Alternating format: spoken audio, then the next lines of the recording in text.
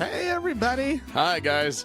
Well, from Salt Lake City, Utah, It's Thank God I'm Atheist. the podcast. I'm Frank. And I'm Dan. Coming up today, Michael Sam. Yes, all the controversy surrounding the man. And it's because he has two first names, right? People are objecting to his name. People are very upset about it. Of course, the now famously, he's the first openly gay draftee into the NFL. Right. Fantastic. First openly gay player in the NFL. That as too. As soon as he plays. Well, yeah, He hasn't played anything yet. but he's gotten this far. Yeah. He He's has gotten indeed. drafted into the NFL. He's an NFL player. And I'm such a baseball fan that I'm really excited about this. Oh, Frank. Yeah. Frank, it's not Is baseball. it basketball? It's Hockey. and Hockey? It's a football. It's football? Oh, damn. Are you kidding me? You don't watch all those guys and those big burly men, strong, handsome, burly guys. Some of them are handsome. He's a handsome fella. He is a handsome fellow. Listen. I saw a picture and I was like, I'm going to have to start Yeah. watching some football. You got a reason now. Yeah, well, that guy in wow. tight pants, are you kidding me? Anyway, we'll be talking about that later. We don't need to Which go... part are we talking about later? Well, Is it more about the pants? it's about the pants. I think that's the issue. That's the issue. I have an issue with him being in the NFL. What's that? Yeah, I don't know. Just- Something about the pants. Something about the pants? He has to associate with all those douchebags in the NFL. Well, this is undouching it a little. I think you've come up with his personal motto. Michael Sam, undouching the NFL one player at a time. I think we've hit on something awful, so I'm going to move on. Hey, do you remember last week? I think it was last week. You talked about the Alabama Chief Justice of the Chief Justice of the Alabama Supreme Court. One fantastic man. Justice Roy Moore. That's the one. He's into speaking out now. He got a taste for it. There's blood in the water, and he is ready to say some more interesting shit. Did he get hired by Fox News? You'd think they want to now. Yeah. I think hope maybe he's retiring soon, and he's trying to feather his bed for Take over Greta Van Sustren's place. Yeah, something like that. Yeah. He claimed that same-sex marriage violates the nation's founding principles, and he called for a new constitution that reflects the, quote, reverent morality of God's institution. Oh. He said the family springs forth. I can't do it, Bama.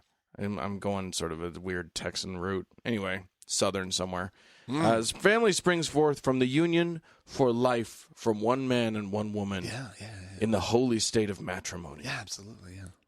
It is the sure foundation of all that is noble and stable in our civilization. Yeah. He has not seen some of the families in Alabama, I think. Yeah. Because nobility and stability are not what leap to mind. When you think of the Alabaman families. Yeah. Well, I mean, I don't need to besmirch an entire state's worth of people. I'm just saying there are some you're going to do some smirching. Families. Yeah, there you go. All over the world. Oh, okay. Anywhere you look, there are going to be plenty of good heterosexual families that are just awful. Yeah. Nothing noble, nothing reverent coming out of those families. But it's the ideal. If you were to pin him down, that's what he's talking about. The ideal of the it's the opposite sex unions. And clearly, nothing noble and stable can come from anything else. No, nothing noble. There's a monopoly on nobility. Yeah, right. Exactly. You can't possibly have nobility and stability. And he's saying one man and one woman. So even like single parent households doesn't count. Not noble, not stable. Nothing noble nor stable. No, nothing. Divorce. You're basically divorcing yourself from nobility. Well, but you see, here's the thing: you don't know his position on divorce. I'm just saying. I could take a guess. one man, one woman equals Well, I mean, nobility. it is easy to point out, to look at the institution of marriage, as it were. The holy estate of matrimony, as he put it. Okay, the holy state of matrimony. Estate. The holy estate. The holy estate. Uh-huh. The holy estate of Okay, I give up. I was gonna try to. You got I'm nothing. done. You can't outdo this guy. This guy's got you beat. I understand why he's the Chief Justice of Alabama now. Quote, "It is the best guarantee of that reverent morality which is the source of all beneficent progress and social and political improvement. Foundation is the foundation of our country." Whatever that means. Foundation is for the foundation? Mm-hmm. Good. If it is destroyed, then our Constitution will fail, our government will fail, because God's institution has been interfered with. Wow. I got news for you. The concept of one man and one woman being God's institution for marriage, that's interfering with God's institution for marriage, because I've read parts of the Bible, and let me tell you something. Solomon, he didn't have one woman. Dan. I'm just saying. How dare you? I'm just saying. You are talking about Solomon. I am. And marriage, Dan. Yeah. How dare you? He was the best at it. He was really good at it. lot, yeah. He had like hundreds. That's what you do when you're good at something. You do it again. You continue. And you do it again. You continue to do Brigham it. Young was very good at marriage. Better than this guy. Yeah. Better than Roy, what's his name? Roy Blunt Moore. Jr. What? No, that's a different Southern Roy. Roy Jr.? What is it? Roy Moore. Roy Moore. Yeah. He's not very good at marriage. He's only got one. Yeah. You're terrible Why would at we trust anything that this man says about marriage? Right. You don't know jack shit about it. You've only got one wife? What's the matter with you? Talk to me again when you've got 50 or 70. Yeah. Then, and keeping them all in line. Right. Yeah. Yeah. Once you've done that, then you can preach about man and women. Oh, but by the way, I don't know if you know what same-sex marriage is about. I guess maybe I don't, actually. What is it about, Dan? You may think that it's about, like, you being allowed to marry your boyfriend. But that's not what it's about. What is it about? Quote, it's not about two men getting married or two women. It's about destroying an institution ordained of God. No, they can still have their institution. No. If they want to believe that that God is smiling down upon their marriage, and that it's some institution of some sort, then that's fine. They can believe that. But how is? I'm not even going to say it because it's been said so many times. How do these two people over here affect your thing over there? I'll tell you how. I don't know. That's how. By mocking God. Well, he said, quote, it's about feeling good, but ignoring God's laws for happiness, for civilization, for progress, as the United States Supreme Court recognizes. Feels so good. Well, I love that he's like, good. Yeah, you go ahead and feel good, but God will tell you how to really be happy. Yeah, God doesn't want you to feel good. God wants you to feel good in his way. Yeah. And if you feel good another way, it's not real. It's not real. How many times have you heard that? Feels so good. I have heard some of the most miserable humans on the planet tell me about what real happiness looks like. And I'm like, dude, everything about your life sucks. Right. But you're going to tell me how to be happy. Well, you'll forgive if I don't take your advice too seriously. Oh, well, okay. Anyway, this guy's a peach. We got to keep our eye on him. He's going places. Hopefully not to the Supreme Court. I don't think we have anything to worry about. No. With that.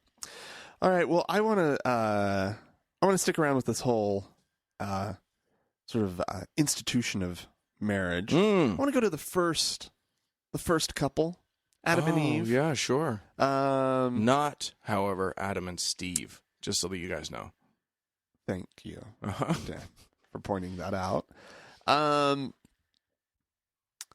There's a little school in Tennessee called Bryan College. Oh, it's named after one William Jennings. Bryan. I've heard of him. Yes. I mean, he was quite the politician back in his day. Mm-hmm.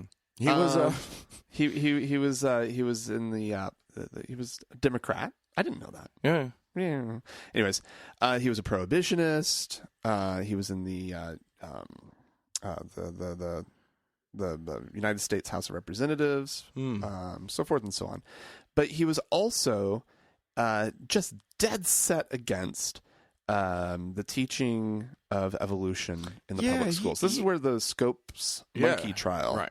He was comes from. none too fond of the idea that we condescended. He was involved in the Scopes monkey trial. Yes. So, anyways, so this school, a great orator, as I Bryan College is named after him. Mm-hmm. And they, of course, they're being named for one of creationism's great defenders. Yes.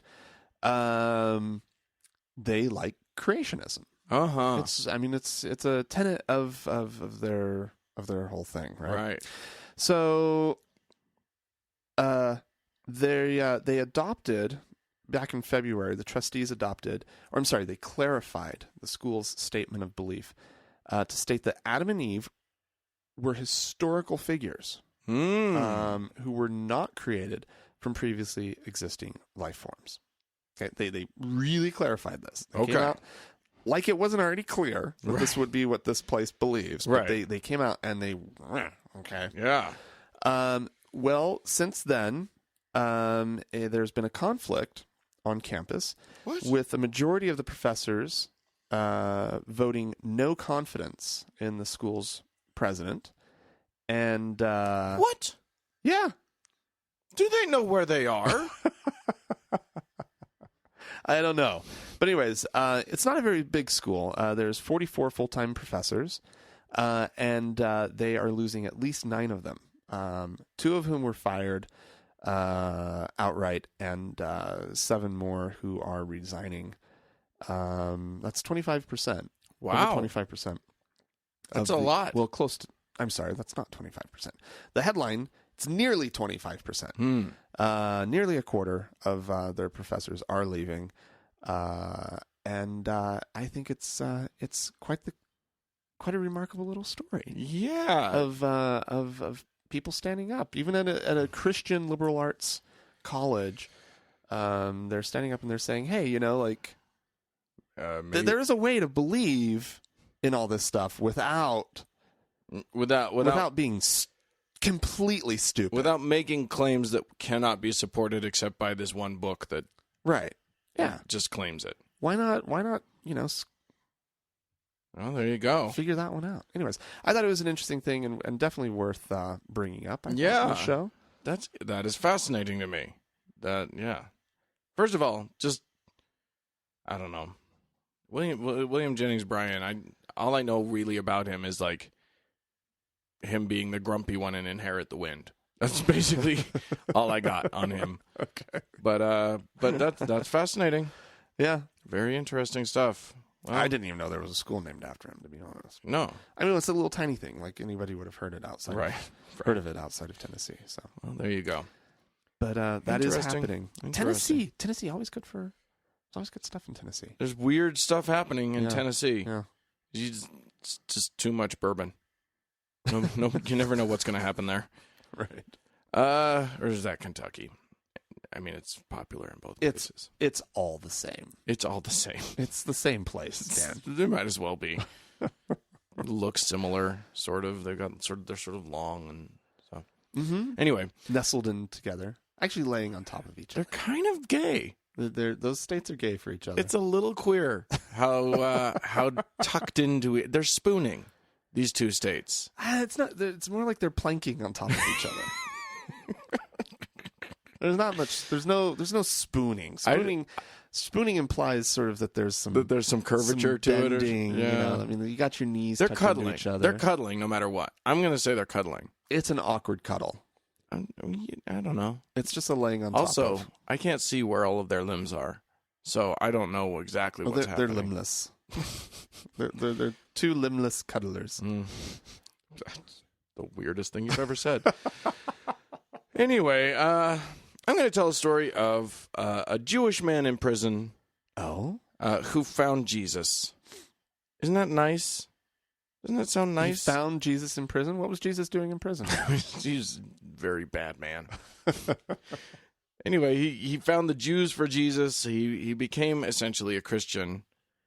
He recently didn't attend a parole hearing for himself, saying that his reason was that Jesus has already freed my heart, soul, and mind, and has forgiven me.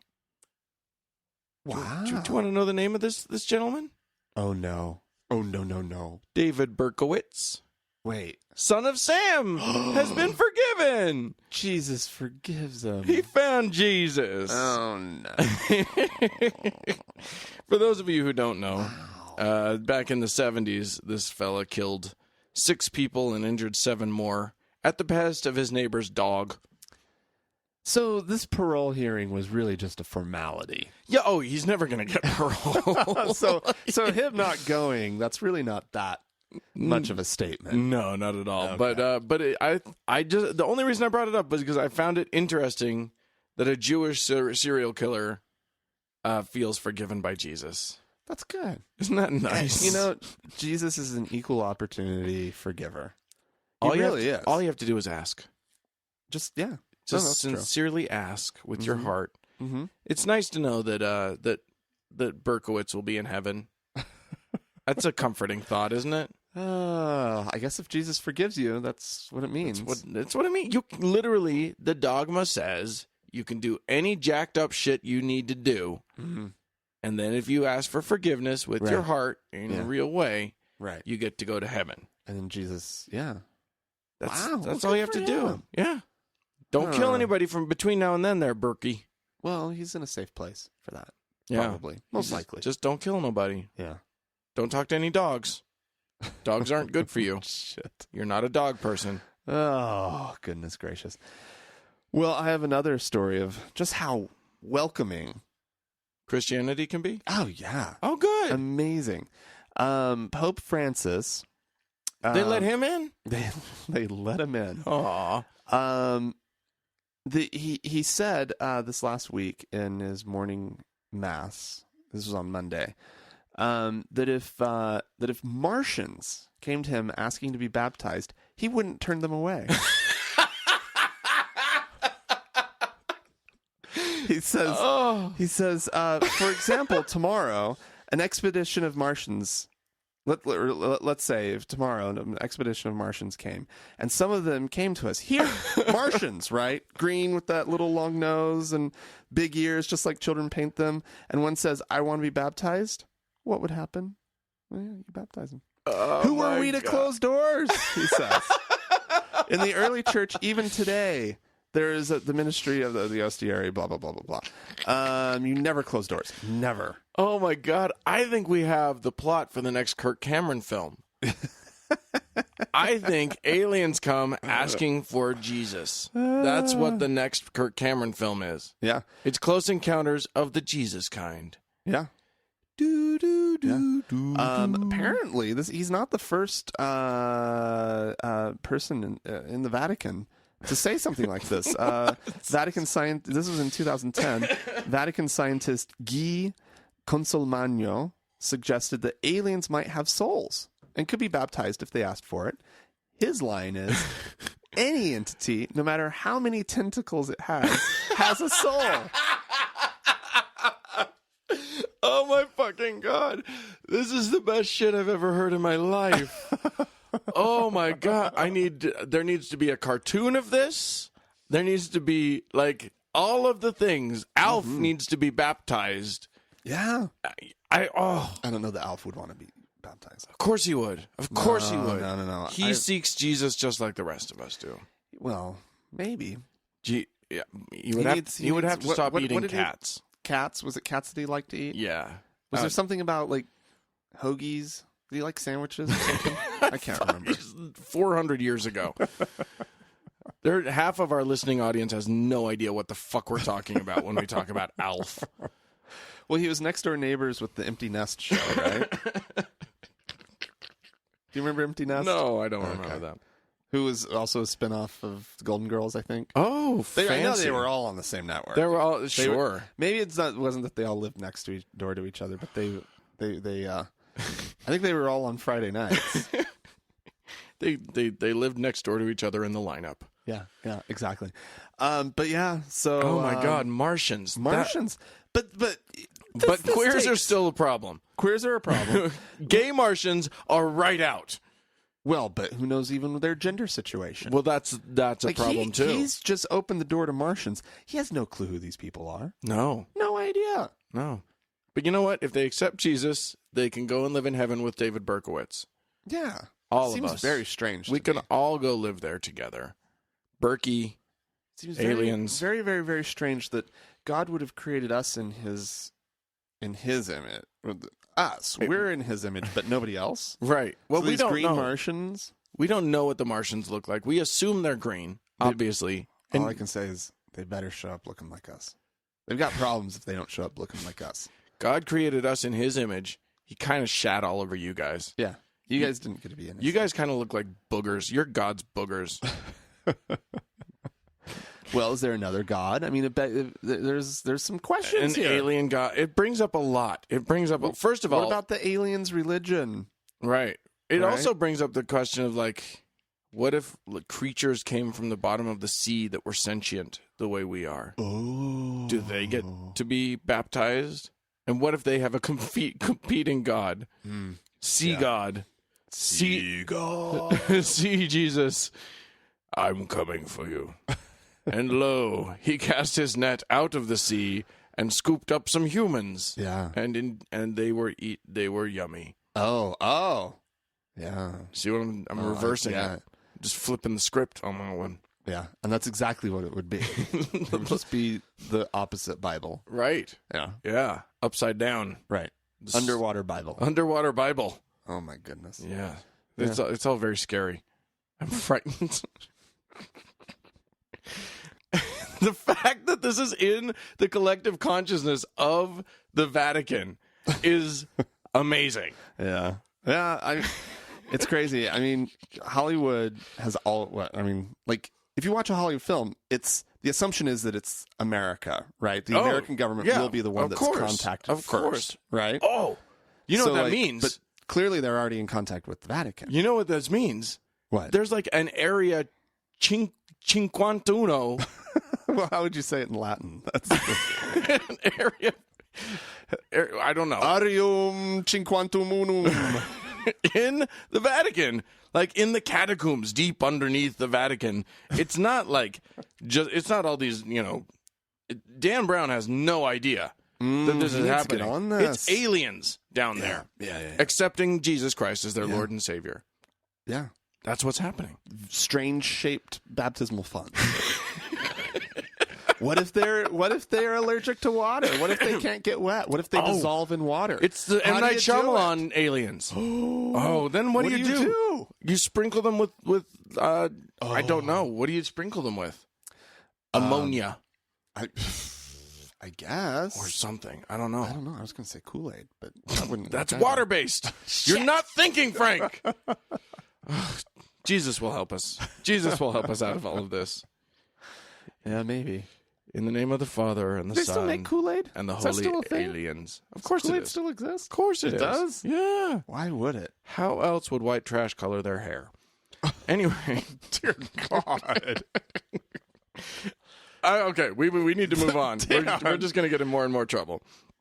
I'm going to go to South Carolina, which is a state in the United States of America.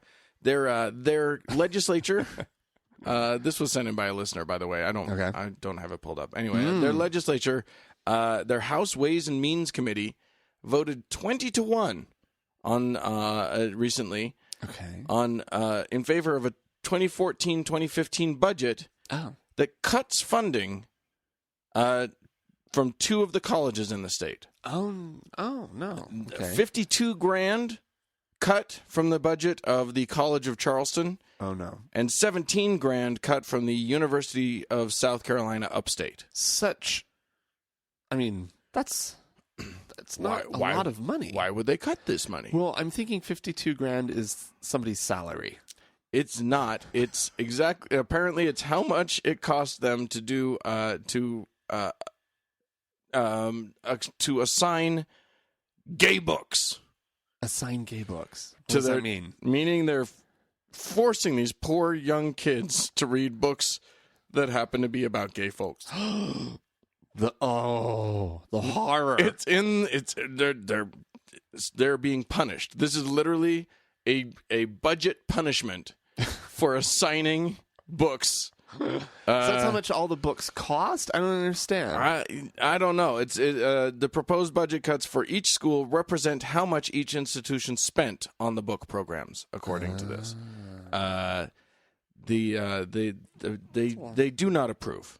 They do not approve. Clearly not. Fun Home by Alison Bechdel is a best-selling memoir detailing the lesbian author's relationship with her father, who she later learned is also gay. It was a fun home. It was a fun home. You know, you're not allowed in South Carolina to say that a gay home can be a fun home. I think that's the message here. Well, it's kind of cute. She was having a gay old time. Apparently, fun time. Representative Smith. What was his name?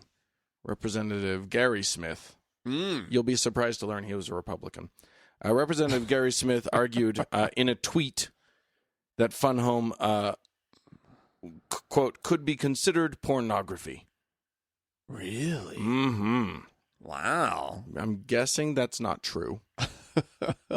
It's always good to argue in a tweet as well. Yes, indeed. It provides so much. It's the correct ability forum to create context and to really have a good, It's the correct forum to have a political conversation. Two people. Yeah. The other book, USC Upstate, assigned Out Loud: The Best of Rainbow Radio, which is a collection of stories from South Carolina's first gay and lesbian radio show. What? Yeah. Oh, that's nice. No, it's so bad they have to cut the college's funding. That's how bad it is. Wow. How dare you suggest that that's nice? How are they able to specifically defund a program? No. Or is this they just know how much it costs, so they're like that much funding the school won't come up with the money from to the budget. This is a punishment. They are sending a clear message because for whatever reason the legislators aren't allowed to tell the schools what they can do and can't do with the money. So they're just showing how disgusted they are. Now, I do want to applaud Representative B.R. Skelton, who is also a Republican, tried to restore the funding. Oh, okay. He said, if we're going to begin funding institutions on the basis of books they've assigned, we're going down a road we don't need to go down. Smart. Yeah. Okay. Yeah. So there is some. A little bit of. There is a single voice of reason. There is some reason in there, but mostly it's just. The gays are coming. This is a gay show. We're doing a really gay show. You are today. Yeah, I'm all about the gays. I'm not. Well, you will be at the end of the show. For a little while. Yeah. Anyways. Well, Dan. Yes? What is... I grew up out of state as a Mormon kid. Well, you grew up in states, just not in our out of state. Utah State. Right, correct. Right. I didn't grow up with Mormons. Let me put it that way. Right, I grew up with... There were 5 Mormons in my high school. You had to go to a different town just to go to church. That's correct. Right. Yeah. So anyway, so I had a different experience than you did. Indeed, you did. With the Mormons. Yes, indeed. Well, this is a story about another group of kids who are grown up Mormon and dealing with it. It's awful. It's awful to be surrounded by all these non-Mormon kids. These promiscuous and immodest non-Mormon kids. Oh, those just poor awful. babies. So this is in New Jersey. The Morristown ward held a Mormon prom. It's the 8th time that they've done it. Oh. The kids from Mormon kids and actually non-Mormon kids who like to be modest from all over the region came to. There were about 300 of them. They showed up and they decked out the gymnasium in the ward house, cultural hall. Yep, right, and made it just a lovely prom for them. Oh, and of course there was a lot of not touching. A lot of and plenty of room for the Holy Ghost in all dancing pairs. Plenty of the picture I'm looking at, or the Book of Mormon. I've heard both. Large Book of Mormon. I've heard that you have to leave room for both. The Holy Ghost has been porking if he needs this much space. He's a chubby ghost. Yeah, he's a chubby ghost. He is a chubby ghost. So, anyways, So yeah, it's there's no really good punchline here, except that I just kind of want to pull out some of these wonderful uplifting quotes. Yes. Okay. This prom is unique in that it emphasizes wholesome conduct and dress. There's no pressure to do anything immodest or reckless, like party or drink afterwards, said Anna Jensen, a junior at Ramsey High School. Oh, that's so nice. The music was clean, and the dancing was also clean. Overall, it was just a group of kids that wanted to enjoy themselves without being influenced by what our modern society believes to be the norm. So, I got news for you. If modern society says it's normal, then it is the norm. Exactly. That's how norms work. That's what that is. You okay? Yeah. So, so the kids, they made sure to, this is an alternative prom. Yeah. And so they don't have to do all the traditional prom things. So there were not limousines driving up or and they weren't wearing expensive outfits. They were modesty in all things, was encouraged, not just in their how much skin they were showing, sure, but in their spending as well. Good, very modest, very nice. Right. And sure they had some lovely punch available. And I'm sure, and some nice sweet refreshments. I'm sure there were cookies, maybe a lemon bar.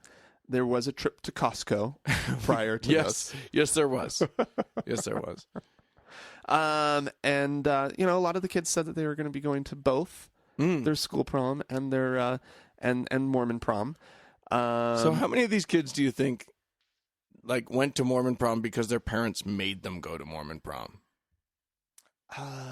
Or do you think they all went because, thank God, we finally get a prom that's as boring as we are? Where they're comfortable. Right. Because it's so uncomfortable to go to another prom where it's all the same stuff, but other people are dancing closer than you want to dance. Oh, there was some nasty dancing at my prom. Those kids, there was some serious rubbing up against each other. Grinding. Oh. The grinding. God. Yeah. Oh, yeah. Yeah. Fortunately, if it's senior prom, if pregnancies happen, those poor girls don't have to deal with being pregnant. The shame of being pregnant in high school. Right. Yeah. They and then they can just get married to the guy against everyone's will. It's perfect timing. It's perfect. Yeah. It's exactly what you want. Yeah. So, yeah. There you go. All right. Well, Mormon prom. If you would like to comment on anything that you've heard today, or want to find out where your nearest Mormon prom is, don't call us about that. But you can write to us or call us about any other thing. Which and the email address would be podcast@thankgodimatheist.com. Then the number that you can call for our voicemail is 424-666-8442. Try to do it sober.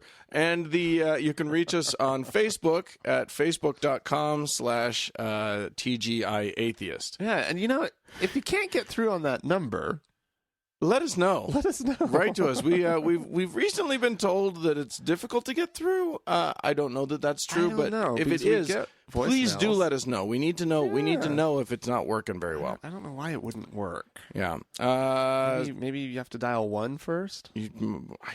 If you're calling from a landline. Maybe. I don't know. And also be sure to check out our website because, our new episodes do post there. You can comment on them individually. Yeah. And that's nice. That's super nice. So that's thankgodimatheist.com. Yeah. All right, we're going to take a patty break.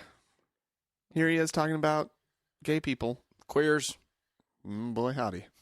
This is Carol, who says, my niece just graduated from a Catholic university and has now come out as a homosexual. How should I, as a Christian, respond to the situation if and when I meet her partner at family functions and at holidays?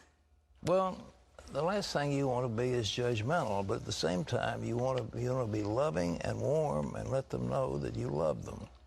But you cannot accept it. You cannot be an enabler. If they're living together as a homosexual and you're a Christian, you cannot say, I accept this lifestyle. Right now, there's an incredible barrage of activity forcing people to accept the homosexual lifestyle. Well, do we accept adultery? Do we accept fornication? Do we accept immorality? Is that something we're going to be forced to do? Well, the answer is no. I don't think we ought to be accepting of it. But you need to always have love. Yes. There's some homosexuals that have enormous capacity for artistic expression that, you find a lot of this in the homosexual community. And very talented people. And, we need to have love. And I'm a great advocate of love, so we're not judgmental. Judge not that you be not judged. So we're accepting and, we bless. But when it's all said and done, we cannot say we want to put the imprimatur of the Christian church over something that God himself calls a sin. So don't accept them, but be accepting. But be accepting. We need to love and be accepting, but don't accept it. Don't accept it. I do not accept. Do not accept. But accept them. Accept them. Love them. Love them. God likes love. And they're talented people. Oh, my God. Talented. Honestly, it's amazing. Every gay human gets extra powers. Well, it's like when creative. It's like if you lose your sense of sight, and then everything else perks up. Like your sense of hearing, you get improved crazy senses. Touch. If you lose your sense of heterosexuality, then you are blessed with extra creativity. Is that how it works? No. I know plenty of very non-creative, boring gay people. Dan! It's true. It's not true. There are them. We are the most creative people on the face of the planet. So says Mr. Pat Rock. Okay, well, that's fair. That's fair. If Patty Boy says it, who am I to naysay on that front? Yeah. We have some people wrote into us. Some writers inners. Writers in. Some writers in. We got an interesting message on our Facebook page that I wanted to bring up. This is from Osric, who wrote, Dear Frank and Dan, big fan of the show. Probably you've already addressed this before, but I was wondering if you personally know or have known of any black Mormons. Also, could you speak on how they deal with the history of the church and its clearly racist policies in the past? Also, do you know of any lingering systematic or cultural racism that still lingers in the church today? Love the show. Please keep it up. Well, here's how. The quick answer is no. You've never known any black Mormons? I've met one black Mormon. I guess in the sense of, let me think this through. No, I've known black Mormons. Okay. Yeah. In Oklahoma. Oklahoma? Yeah. And how did you ever get a sense of how they dealt with the obvious elephant in the room? Not that so much, but how does the racism work in Mormonism? Currently, there is definitely still racism, but it's not What it was. It used to be policy based. It used to be policy. The kind of racism I encountered was, it was kind of the what a good man he is. What a good man. Can you believe? And the so horror smart that he would have had to have grown up in. And he's so smart he's so too. smart. Have you noticed that? So well spoken. They're so well spoken. That whole family is so intelligent he and doesn't really seem black to me. It's really strange. It's amazing what the Lord does. You know, he seems lighter skinned. I feel like we're past the era of acceptable black people seeming lighter skinned, but it's not. But the older generation still holds on to that. They one. do. He just seems to the point where so those of you who don't know, in Mormon history, there's been a lot of flack about the black people. Black men were not allowed to have the priesthood until late in the 70s, which is pretty late in the game. Yeah. So black people couldn't have they couldn't have internal marriages, or could they? Eternal. Oh, eternal. Well, no. If you didn't have the priesthood, you couldn't go to the temple. Right. So you couldn't. So there are all these things that black Mormons couldn't do. They could still be black Mormons. They could still be black. They could still be black. That was allowed. But yeah, and then they lifted that, and then recently, and then there was this whole thing. But there was this Mormon lore that started with Brigham Young. That was all about how like the black people were being punished. They were in the pre-existence when they were just spirit children of God. They were less valiant in the war against Satan. Oh yeah. They still fought on the right side, but they kind of sat a couple of the battles out, and they were a little slow to jump to the front lines or whatever. You know the type. Black people.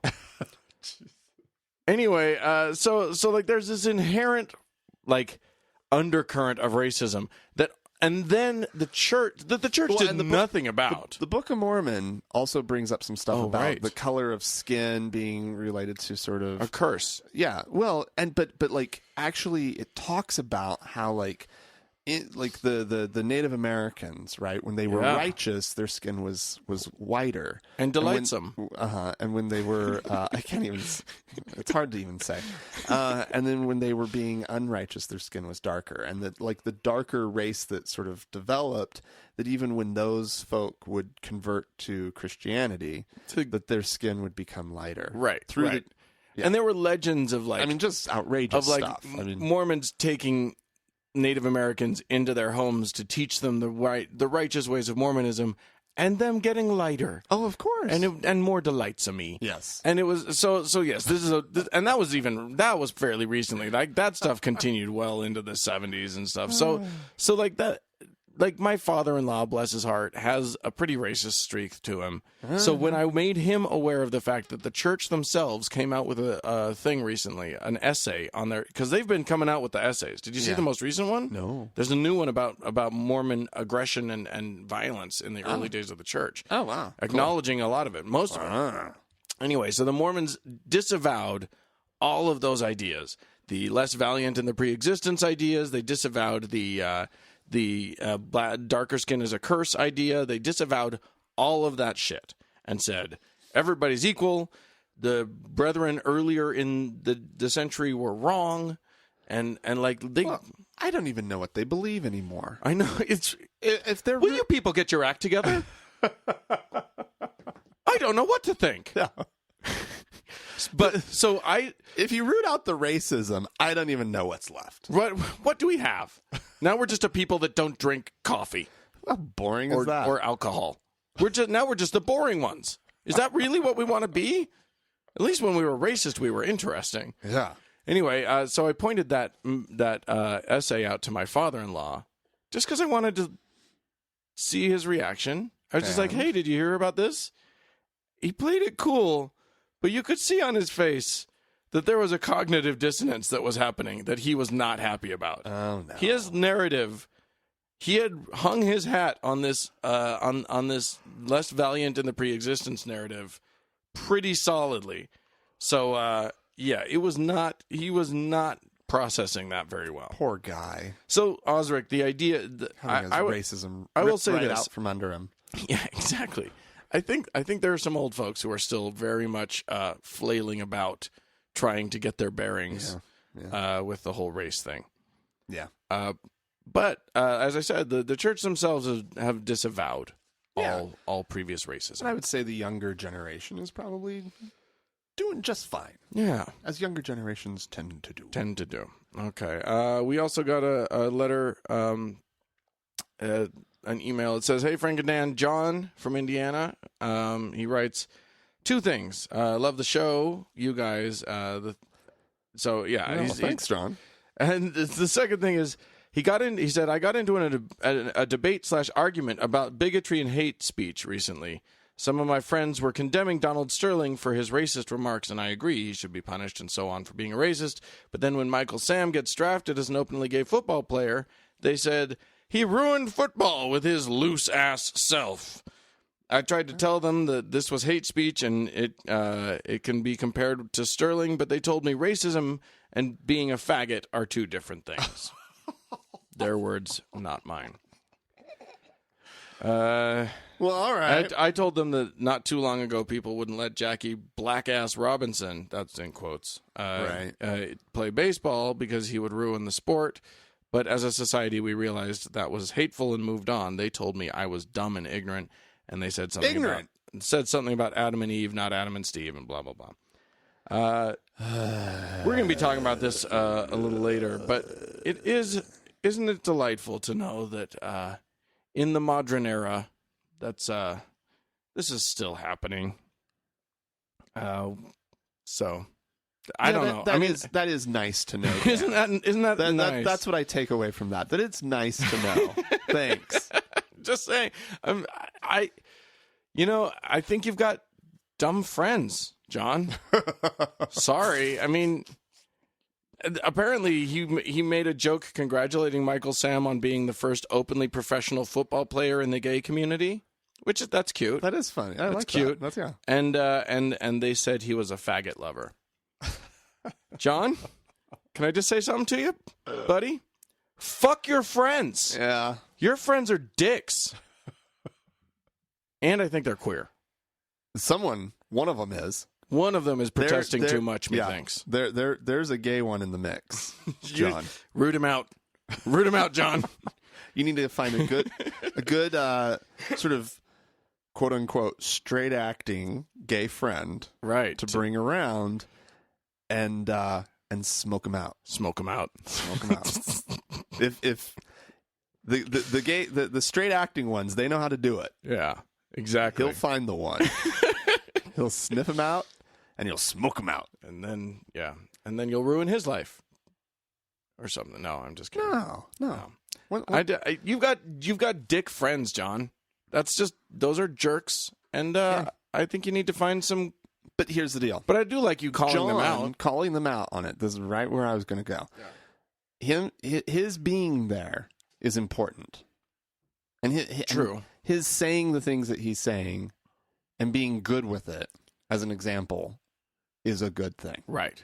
And so his friends might just be dicks on this issue. Yeah. They might be good guys. Who knows? Yeah. In general. Yeah. But yeah, John, you can't allow that kind of hate speech to just stand. No. You must call them out. You must say something, I'm afraid. And if they reject you based on that, then that's their choice. That's their choice, and fuck them. Yeah. Yep. Christina wrote to us, "First off, I love the show. I live in South Korea and about an hour from Seoul by subway. Oh, wow. And your podcast makes my commute into the city much more enjoyable." That's fun. South Korea. Yeah. I'm an atheist army wife and struggling with it. My husband is also atheist. Okay. We run into public prayer all the time. I bet. Something along the lines of, "Please pray according to your beliefs as I pray according to mine." Insert 5 minutes of public Christian prayer. But we feel like we can't complain. The problem is that the higher my husband climbs in the ranks, the more Christian his supporters or his superiors and their spouses are. Oh, no way. And these are people who directly affect his career. We feel that if we speak out too loudly, it could cost him a promotion or a specific job within the Army. Wow. How do we approach this? Also, Can I just vent my frustration about the chaplain corps? It frustrates me because I feel like it's a waste of funds. Don't you think someone trained in counseling instead of ordained clergy could provide more help? I know the chaplains are supposed to are also considered, quote, moral officers and, quote, counselors, but let's be real. Everything they say is nicely framed in religious context, a context I can't relate to or find useful. Huh. Boy, that's a pickle. It is. Here's an interesting thing. Recently, Dave Silverman of the American Atheists went on a show. I want to say CNN. I'm not sure where the show was. Okay. I didn't see the segment. I just read about it. Okay. But he was talking about the chaplains in the military and saying that we need to have atheist chaplains. Huh. Now, at first blush, that to me felt like, why the fuck do we need to have them have that? Because why don't we have counselors the way Christina points out? Here's the dealio, though, apparently. Counselors are medical staff and are required to report back to... they don't have full confidentiality. Oh, wow. Okay. Whereas chaplains have full confidentiality. Because they're clergy. Right. Yeah. So that's a big deal. That is a big deal. Also, there's a stigma in the military that's attached to seeing a counselor, to getting therapy. But going to see Oh, wow. So there's a big problem and a big discrepancy for non-believing military. Yeah. And for people who believe in, if you don't happen to have a place, if you're not happen to be at a base that has a Jewish or Muslim clergyman, right, you're stuck. Right. So, I think that's a very real issue. It's definitely a very real issue. But I wonder if the solution is to get atheist chaplains into the Corps. Yeah, or if it's more about just reforming the way that the counsel, the psychologists work. Right, or finding a corps instead of a chaplain corps. There could be a different kind of corps that, I don't know. I mean, the truth is that if you say get rid of the chaplains, everybody's going to lose their shit. Well, so you can't say that. You're totally right. You can't say that. But what does but you can't have an atheist chaplain everywhere. There's going to be plenty of bases and whatnot that don't have an atheist on call. Right. Well, just like they don't have a Muslim on call and a Jew on call. And at very least, there needs to be training for the chaplain corps. Yeah. About how to deal with non-believers, and don't mix your Jesus shit in with what you're doing. When you talk to a non-believer or something. Well, I have to think that Father Mulcahy from MASH would have been okay. Would have been an okay. Rene Auberjonois. It's the only chaplain that I can think of. Anyway, in terms of Christina and her husband not being able to rise through the ranks, mm-hmm. I don't know, man. If that's your genuine, I trust your take on the lay of the land. Right. You guys know the situation better than we do. God, I would almost say that at this point, you may want to keep your mouth shut with those guys. However, I would. Here's the one exception that I might make, and this is your call to make. I do not recommend this, nor do I not recommend it, but it seems to me that there's a possibility. But you're going to say it. I'm going to throw it out into the universe and see what you think about it. But it seems to me that if your husband is high enough up and an atheist soldier comes to him with an issue, he could champion this soldier's cause fairly safely without outing himself or his own beliefs. Yeah, who knows? And just claim to be on the side of fairness rather than on the side of atheism. And in that way, could maybe make a small difference in improving the lives of those coming up through the ranks. Because, I mean, yeah, it's tricky. It's tricky. But I think that championing the cause of someone below you is going to be, might be a safer way of playing this.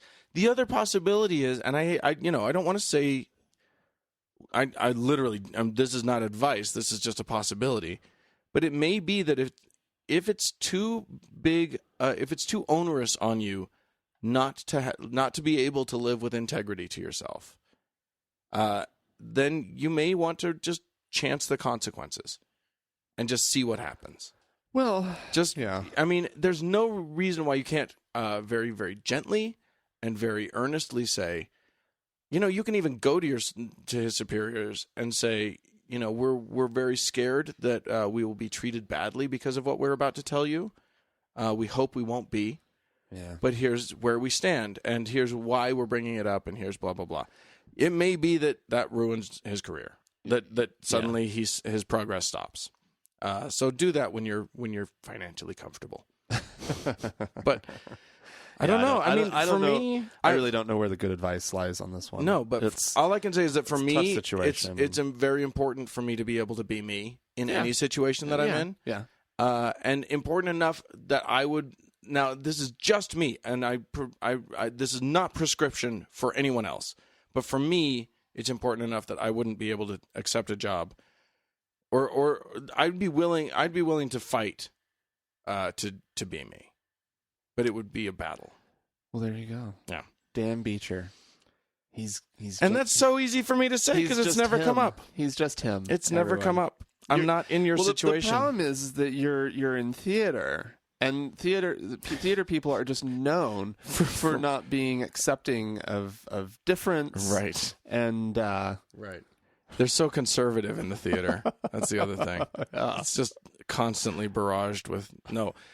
I think, the other thing is that maybe, you might be able to make a difference for other people. Yeah. And there might be something good in that. I will tell you that there are groups that will rally around you. Yeah. If you reach out to them. So if you want to be out, right, don't do it alone. Right. There are military groups. There are atheist military groups that would love to have you be part of their organizations. There are civilian groups that would love to fight on your behalf with you. So if you decide, if you decide to come out and be open with your superior officers, and suddenly you feel like you're not getting promoted because of that. There are groups that are willing to fight with you. Yeah. Just saying. All right. What other? Thank you, Christina. Yes, thank you. What other correspondence do we? That's it for emails. We do have some donors to thank. I would like if my computer's being all slow. What? It may just be Pete. We had a donation from Pete, and I would like to thank him. Thank you, Pete. One-time donation, very, very generous of you. And we've had a couple people buy some T-shirts. Those are on their way. Yep. There was a bit of a snafu getting a couple of our T-shirts out. So we apologize. It's fixed now. They're on their way. Yeah, we're sorry about that. Sorry. We got that's it. Okay. Well, thank you guys. Thank you so much. Should we move on to Michael Sam? Big gay football player. Big gay football.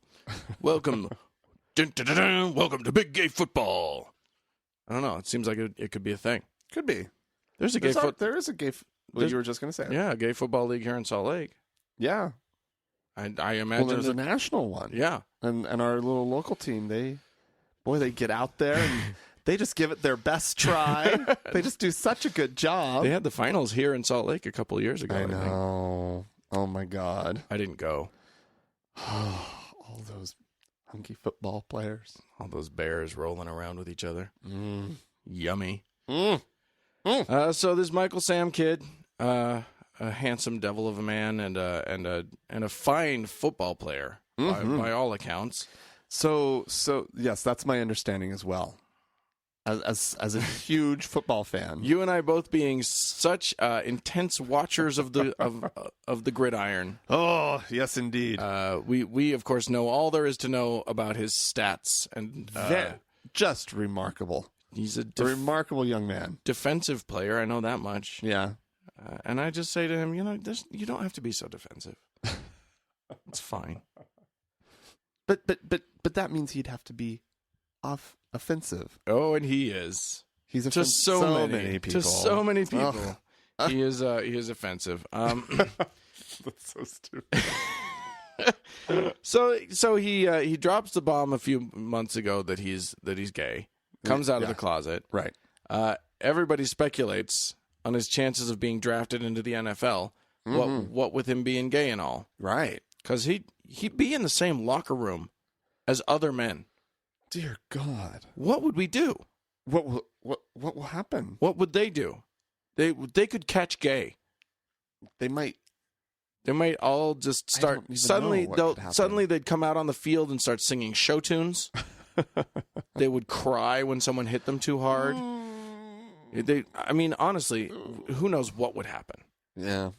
I know. So it's just terrible. Scary, terrible. So it turns out he was drafted into the NFL. It's amazing. Later than many assumed. It was like 8th round draft pick. He was like 270-something chosen. Out of how many? Like, how does that work? 4 million. Well, that's really good. Yeah. No, I have Why are people complaining? I have no idea how many. But that's late in the game. Yeah. That's late in the draft to be drafted. But he's still drafted. Wow. And so when he got drafted, ESPN showed him. They broadcast the kiss heard around the world. Right. Apparently. Smooching on his boyfriend. Uh-oh. Weeping with joy. Like a little girl. Like a pansy little faggot. I would love for anyone to say that to his face. No kidding. This is He's a big dude. Man. I looked up his Wikipedia page. Because we were wondering whether. Anyways, we were wondering something about him, so I looked up on his Wikipedia page and I was scanning through the stuff. He's like 6'2", 270 pounds or something like that. Yeah. That's a large man. He's a big boy. That's a large man. What's funny is that he's small for his position. Right. Which is terrifying. That is terrifying. Yeah. And he's probably only going to get beefier. He's going to go into the NFL. That's like, that's where you put on weight. You put on beef. Ugh. This man's going to be enormous. Oh my God. So yeah, he's you don't want to say mean things to his face. No. Especially not such a cute face. It's adorable. You don't want to say mean things to that face. He's so cute. He kissed his boyfriend. It was all adorable. On TV. Live. On sports TV. Yeah. It was great. And then they smooshed cake on each other and then kissed again. I didn't see that. Really? No. Yeah, they did a whole cake smooshy thing. Why did they cake smoosh? Did they get married at the same time? No, they were just ready. It was just jubilant. Did they get play. gay married? They might have gotten gay married in the mix. I'm not sure if that happened.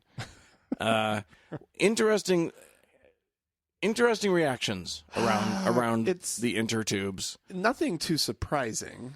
No, the Christians weren't happy. That's a shocker. Yeah. Who knew that would happen? Yeah, exactly. For instance, I just sort of I looked up on the Twitters, and I just typed in. First I did the hashtag Michael Sam, just to see what I saw. Turns out that and it was largely supportive what I saw. Cool. Just sort of as I went through the tweets, and then I misspelled his name. Okay. MICH. You put the E before the A. The E before, and then the hateful ones apparently can't spell. There was much higher percentage of it. But then I did Michael Sam, hashtag Michael Sam with the word disgusting in it. There's a lot of those. So gross. Yeah, he's gross. He's a disgust. Why? How could he do that? A guy named John Graham at jgraham548. He said, left loves free speech as long as it's in line with their beliefs. You dare criticize Michael Sam and they are outraged. The kiss was disgusting. Ew. Disgusting. Ugh. And it's just playing on a loop on ESPN right now. Yeah, well, ESPN has a money shot. They just keep playing it. It's actually delightful because I love it. It's decent. Like, that crowd hopefully gets a little desensitized. Right. Yeah. It's good. Yep. Those guys need to see two men kiss. They do a lot. And hopefully they'll see more of it. Hopefully, like, I don't know. They need to stage some photo ops. Yeah. Of Michael Sam and his boyfriend Vito somebody or other, right? I don't know. Yeah, something like that. If you ask Twitter, the only thing that you know about his boyfriend is that he's white. That's the most important thing. It was shocking because I think what I was outraged by was an interracial kiss. Yeah, That's what outraged me. Seriously, like people are. Was that actually? Like... People are up in arms. It's not just that he's gay. It's like why and white man. It's he's kissing. Why is there what? Oh, I've got news for people out there who were shocked that a white man, a small little white man, might really like a big black man. It happens all. It happens a hell of a lot. A guy, some dude at Mr. Wood 1283. At Mr. Wood, right. His name is Matthew Ryan Wood. Oh, okay. He tweeted, "At NFL, you guys really had to show some skinny white kid kissing Michael Sam. Disgusting. Should have cut away a lot sooner." Now, I've got news for you. He's not just a skinny white boy. He's a white boy with a swimmer's build. Well, I'll be honest. I did not notice his build. He this was again when I was digging around. Oh. He went to the same college. Uh-huh. Or they went to the same college, and the boyfriend was on the swim team. Oh.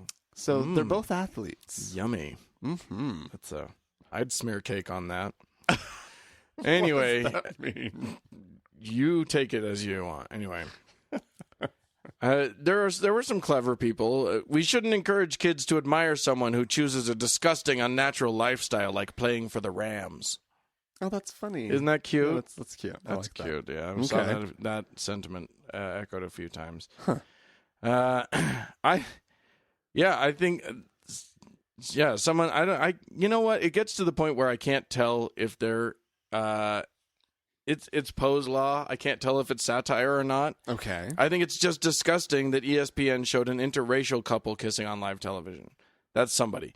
So I mean, like, that to me seems like they're making a joke. It does, but where's the wink? They haven't given us the wink. Yeah. You got to give the wink, people. Yeah. Yeah. But maybe people who follow him knows that he's, he's really good with interracial like jokes.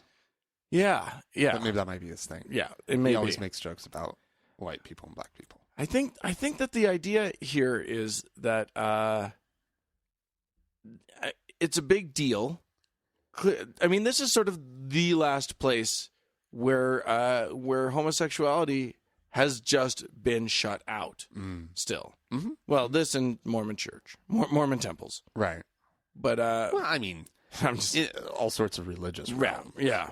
But as far as like in a in social realms, social, secular, should be secular, right? Type non-religious-y. Nobody's shocked anymore to hear professional type setting. Nobody's shocked anymore to hear about a gay CEO.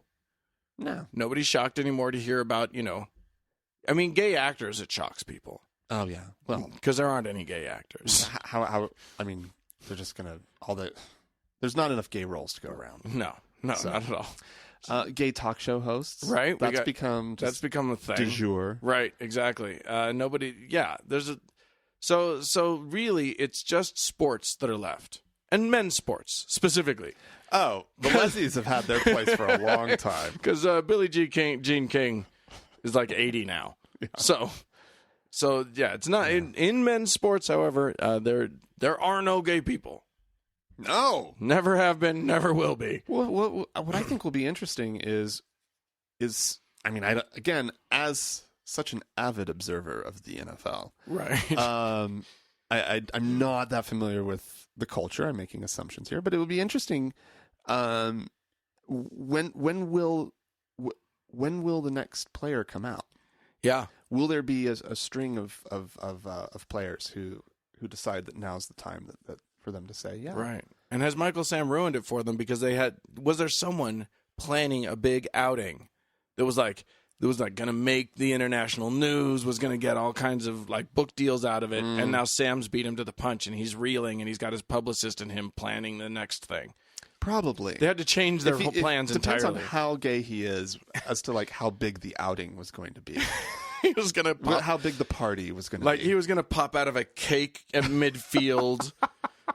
Sing a Carol Channing song. Confetti everywhere. Rip Raspberries. Taylor was going to be throwing confetti around. It's going to be amazing. Marched around, go boys marching him around the field. Mm-hmm. It would have been great. Little white boys everywhere. Little skinny white boys everywhere. Just in awe. Yeah, I think somebody's plans were ruined. But I mean, we still don't have any openly gay players in Major League Baseball, Major League Basketball. Mm-hmm. We have former players Right. who have come out as being gay, Right. and as having been gay, Right. in that time, but they weren't out then. Yeah. So this is a momentous thing. This is Big thing. he is gay Jackie Robinson. Yes. It's not as big a deal. And maybe it is. Maybe It's a big deal. It's a pretty big deal. It's a big deal. I would say the continuous loop on ESPN says to me how big of a deal it is. really That's is. true. Not that you watch ESPN, but it's playing constantly at your work. Yeah. Oh, it's on the TV all the time. So Just like going around. Yeah. It's like, okay. it is delightful that they keep showing it. And there's always a different caption underneath it. And the caption says something like, more controversy surrounding me. Or what do you think of the kiss? Right, exactly. And then they show it again, just to piss off the Loop. one. Yeah. Loop. They kissed. Oh, and there's his hand touching his arm. Yeah. And then there's a kiss. Yeah. Oh, he's crying. Hand touching arm. They The kiss. Oh, he's crying again. Oh. He's on the phone. Oh. His boyfriend's looking. They kiss. Oh. A couple of sites a couple of sites that I've seen have compared his treatment, and this is important, with how everybody treated Tim Tebow. Oh.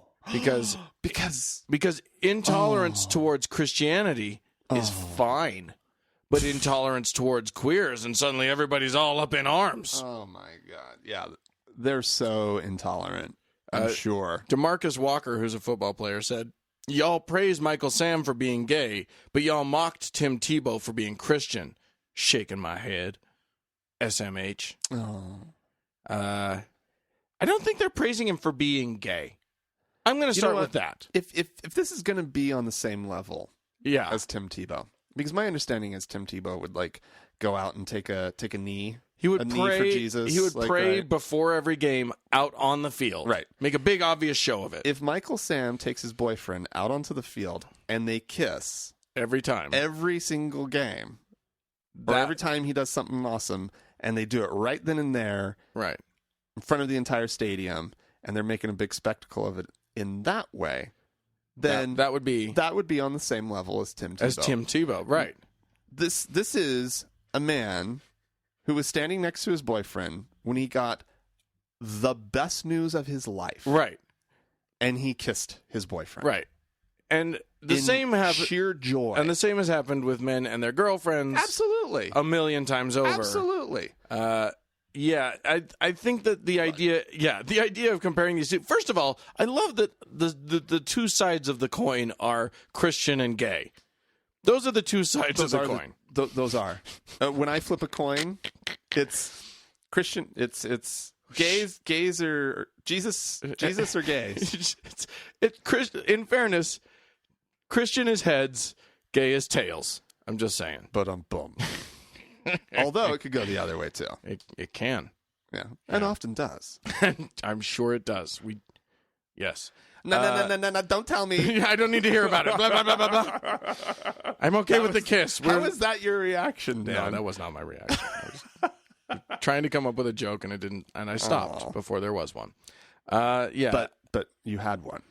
No, I never really got one. You never got one? No. Yeah, I do think it's funny. The Fox and Friends people are all up in arms about. Yeah, because Tebow was mocked and ridiculed a little tiny bit. More for the fact that he was an overhyped player and didn't ever end up living up to the promise. Really? Oh yeah. Okay. So there is this sort of sense of like, where is your God now, Tebow? Oh, okay. All right. And it's obnoxious to kneel and to make such a big deal about your religion all the time. Yeah. Like most of the players in the NFL are Christian. Yeah. And they don't make an obnoxious. And if Michael Sam makes an obnoxious big deal about him being gay all the time, I'd probably be just as annoyed as anybody. If that's all he did. But I mean, I'm fine. I hope he plays some football in the middle there. Yeah, exactly. But if he's off the field and he's making a big gay spectacle of himself, that is his business. That is his business. That's absolutely true. That is his business. That's absolutely true. Just like Tim Tebow. Off the field, if he wants to be a big O Christian, and he did, or if he wanted to, because and that's all. And that's all he wanted to do. Yeah. He was a one-dimensional guy, a two-dimensional guy. He had football and he had Jesus. And that's great. That's what he had going for him. So Fine. Go ahead. Go out, play your ball, play your whatever your game is. Yeah. Get out there, throw the ball around. I don't know what you do. But I think you're right. I think the equivalent would have to be that Sam goes out there and just smooches men every time he gets a good tackle. Yeah. He just turns into a kissing machine. He just finds another guy to kiss. Yeah. Just kisses his teammates. Anything. Boy, his poor boyfriend. Poor guy. Well, there you go. He's just putting him through just something terrible. So I'm going to watch that all the time. Yeah. Yep. It is a disgusting lifestyle. It's a disgrace. Well, if you guys have anything you need to say about gay people in sports, gay people in general, Christians. No, don't tell me. I don't want to hear about gay people. You don't want to hear about them? I've had it up to here with gay people. They're so obnoxious. Just my whole life. It's just gay. It is. Even your boyfriend is gay. He's gay too. I can't escape it. You can't get away from it. Just all gay all day. Gay is everywhere. It's so frustrating. Yeah. If you guys have anything to say, write to us at podcast@thankgodimatheist.com. Or leave us a voicemail. The phone number is 424-666-8442. If you want to be a good friend like our friend Pete, you can donate to us by going to thankgodimatheist.com and clicking on the support tab. Mm-hmm. You can also comment on recent episodes and the blog entries. Right. Yeah. Go do that. You can leave a review of the show on iTunes or your favorite listening venue of choice. Yes, indeed. We've recently gotten some interesting reviews that we didn't necessarily understand. Well, there was a 1-star, and I was bothered. You were bothered. I was bothered by the 1-star because it claimed to be a former listener who thought we had lost our touch. I'm saddened by that. Apparently. Have we lost our touch, you guys? Well, we need to know about this. Yeah. If we've lost it, you guys need to tell us. Let us know before you leave a review. Right. Don't go leaving 1-star reviews. Excuse me, Frank and Dan. Yeah. Like, hey, it's clear that you're just like. Remember when you were good? We were just acting. Okay, first of all, lots of bad acting. I'm not an actor, so it would be bad acting, I guess. And I am an actor, and that hurts deep. You cut me deep. But that we act like we don't read the stories. Yeah. Okay. This is the truth. I don't read Dan's stories. No, we don't. We do not read each other's stories. We love to surprise each other with these things. I barely read the ones that I am presenting. Okay? And if it sounds like we're all prepared, then I guess we're doing our job. But like you are lifting the curtain a little high on that. You are revealing a little more than we need to reveal. If you're saying we're that our listeners unprepared. Deserve to know the truth. That we're bullshit? Not that we're bullshit, but that we're that good. We're really good. We're that good. Pretending. We barely read these things. We come up with it all on the fly, Dan. It's the truth. I read all of my stories. And they deserve to know. Yeah. Yeah, you read yours, whatever. But we don't read each other's. And that's what she seems to be implying. She says we've lost our focus. Us unfocused. When were we focused? I don't know. Dan. I don't know. Anyways. Well, there you go. If you help the situation out. If you want to help us out, we're almost to 400 ratings on iTunes. It would be nice if we could get over that mark and plow boldly into the 400s. It'd be amazing. So go ahead and leave a review if you can't afford a donation, or do both. That would be awesome. Thanks to Mackenzie for taking care of our Facebook page. And thanks to the Red Rock Hot Club for letting us use their music so generously. Yep. We will talk to you next week. Bye-bye.